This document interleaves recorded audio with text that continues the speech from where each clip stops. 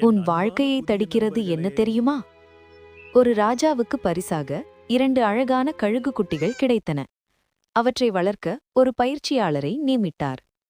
சில மாதங்களுக்குப் பிறகு ஒரு கழுகு வானில் உயரமாக பறந்தது. ஆனால் மற்றொன்று தான் அமர்ந்திருந்த கிளையை விட்டு நகரவே இல்லை. ராஜா பல வித்தையாளர்களை அழைத்தார். ஆனால் யாரும் அந்த கழுகை பறக்க வைக்க முடியவில்லை.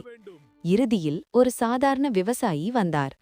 அவர் வந்த அடுத்த நிமிடம் அந்த கழுகு வானில் மற்றொன்றை விட உயரமாக பறக்கத் தொடங்கியது. ஆச்சரியப்பட்ட ராஜா கேட்டார், "நீ எப்படி இதை செய்தாய்?" விவசாயி எளிமையாக சொன்னார், "நான் அந்த கழுகு அமர்ந்திருந்த கிளையை வெட்டிவிட்டேன்.